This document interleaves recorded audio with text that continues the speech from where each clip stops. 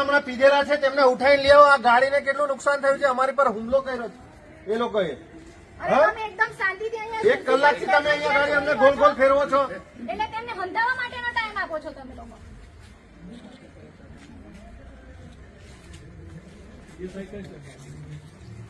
તમારા અધિકારીને બોલાવો. અમે 1 કલાકથી અહીંયા ગાડી આવેલા છે.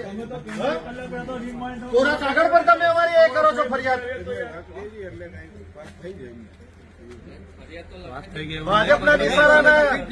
ભાજપના ઈશારે આ બુટલેગરોના ઈશારે તમે અમારી રાહ જોવો છો. તમે અરે ભાઈ આટલી ગંભીર ઘટના થઈ છે ને તમે ધારાસભ્યનું બી લખાયું હતું ત્યારે તમે ધારાસભ્યને એરેસ્ટ કરી શકતા હોય છો.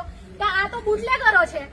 પછી બુટલેગરોને પકડવા માટે તમને અરજીની રાહ પાછળ જ આવ્યા હતા આપડી તો એક કલાક અમારી અરજીઓ સ્વીકારવા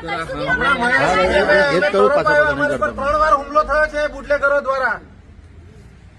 એ બુટલેગરો 15 થી 20 જણની ટોળકી છે ત્યાં આગળ. એમને બધાને લઈને આવો અહીંયા. ગાડીઓ તમારી અહીંયા શો માટે એવું ખૂણામાં અમને વાતો કરાવો. જોવા માટે આ બધી ગાડીઓ પ્રજા સુરક્ષા માટે તમારી પાસે હપ્તા આવે છે એટલે તમે એમને પકડવા નથી જતા એ બુટલેગરોને. આ ગાડીઓ કાઢો. ગાડીઓ કે તમને અહીંયા મૂકી રાખવા માટે નહીં આવી સરકારે.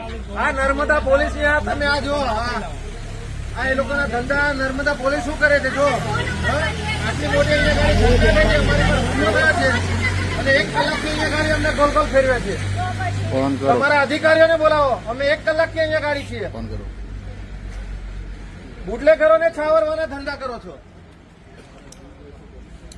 અમારો જીવ જશો ત્યાર પછી તમે બુટલેગરોને એરેસ્ટ કરવાના છો.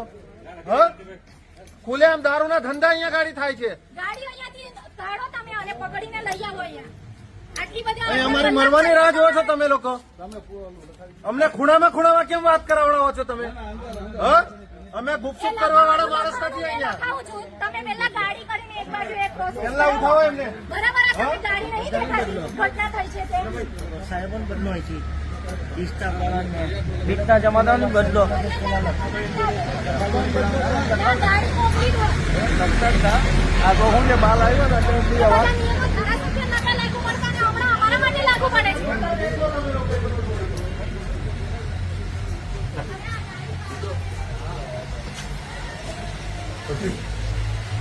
ભાજપના પટ્ટા પહેરી તો આ પોલીસ સ્ટેશન ખાલી છે. અહીં ગયા છે પોલીસ સ્ટાફ બધા. અહીંયા ગાડી બોલાવો એમને. આ અમલેથા પોલીસ સ્ટેશન ની આજો પરિસ્થિતિ. આ ભાજપના ઈશારે આ પોલીસ સ્ટેશન ચાલે. ના હોય તો તમે પટ્ટા પહેરી લો ભાજપના.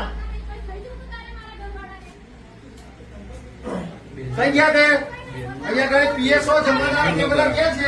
કશું થઈ જાય તો તમે તો હાથ પર હાથ અહીંયા પોલીસ સ્ટેશનની ચેમ્બરમાંથી ઉઠવા માંગતા નથી. એમને પકડી લાવો તાત્કાલિક ધોરણે. કઈ ઘટના બની તો પછી ટાલતી રાહ દેખો છો તમે. એમને બધાને હપ્તા જાય છે. પેલી અરજી નથી લખાઈ કે કશું નતું લખાયું. એ ઘટના આપણા નર્મદા જિલ્લાની છે ને. તો તેને કઈ ગાડી એરેસ્ટ કરી લીધા હતા. અમે પોતે પણ સાક્ષી છે. અને એક બુટલેગર માટે તમે અરજીની રાહ દેખો છો. હા, અમે નહીં ચાલવી લઈએ. અમારો અવાજ દબાવવાની કોશિશ નહીં કરવાની. પોલીસ કર્મચારીઓ ક્યાં છે અહીંયા ગાડી? લખવા માટે તમે કલાક કરો એટલે કલાકમાં એમને હંતાવાનો અને બધી રફે દફે કરવાનો ટાઈમ મળી જાય. એટલે તમે અહીંયા ચેમ્બર પર 1-1 કલાકે અહીંયા અવસર પર અડા રહેજો. નોકરી કોની છે સાહેબ?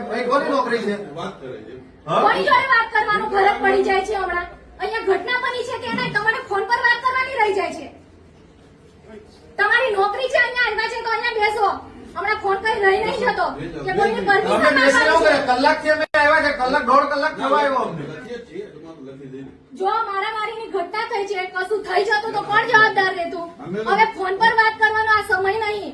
અમે પહોંચી ગયા હતા. પૂછો બરાબર. અહીંયા પોલીસ સ્ટેશનમાં હમણાં કોણ હાજર છે અહીંયા તમે મને બતાવો. ફોન કોણ છે પછી વાત પીએસઓ? નહીં થાય.